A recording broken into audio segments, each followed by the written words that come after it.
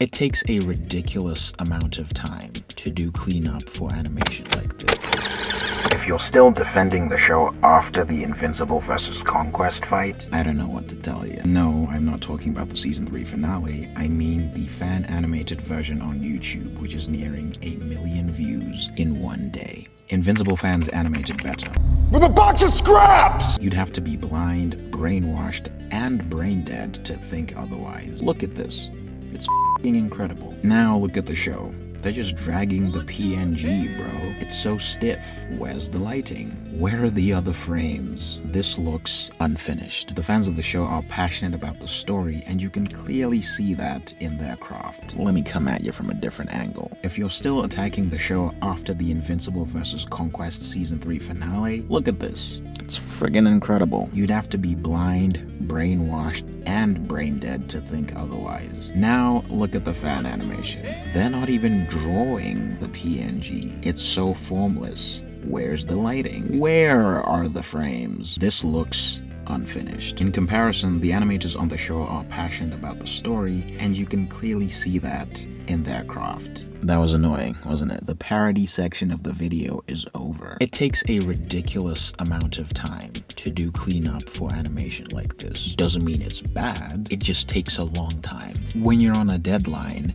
every cut of animation can't look like this because you'd never finish the project. How many times have you seen Invincible's characters go off model? There are people whose entire job is making all the animation look like it was made by one person. As a director, you have to make a decision. Are you going to let the show look loose and flowy, or do you want your characters to stay on model? Coming from a baby industry animator, the fan version is brilliant, but it is unfinished. This had a director, but you don't see his vision throughout. It lacks cohesion. Some of these are still at the storyboard level.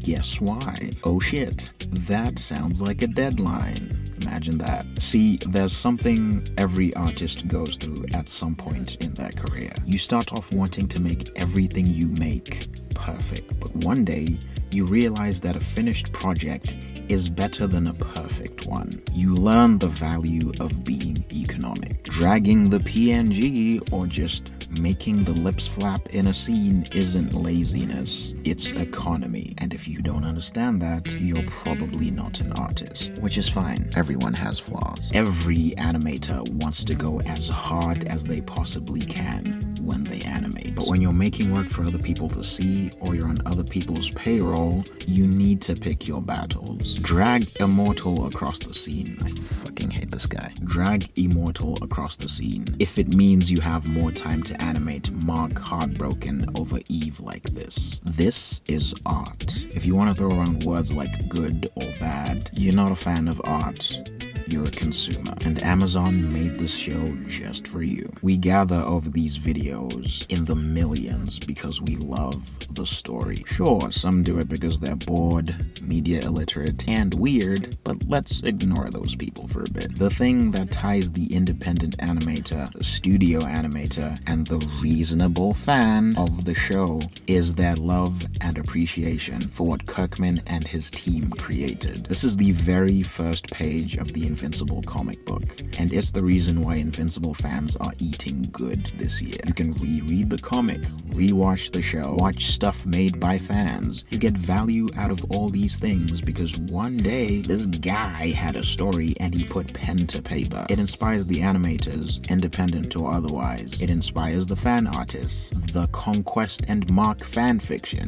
Maybe we shouldn't talk about that one. No one knew what Invincible was at some point. It was something in someone's head. Then it went on someone's desk, and now it's out there where people can connect with it. It gives creators like me who also have work on our desks hope that one day our stories will connect with other people the way Invincible connects with us. If you're interested in one such unknown story, I have a published manga out. You can read that here or click on this video to see what that's all about. I swear to God, this video is a test on media literacy. When I made that first Invincible video, I had less than 1,000 subscribers, and I'd been on YouTube for 5 years. I was posting for 5 years.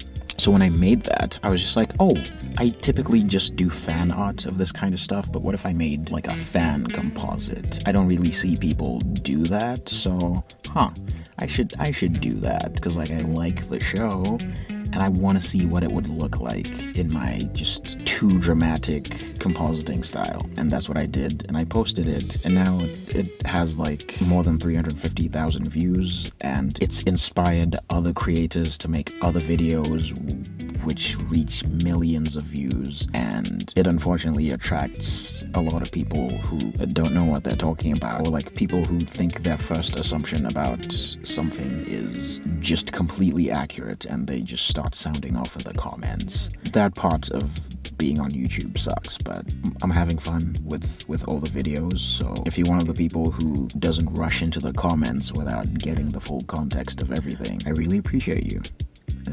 Bye.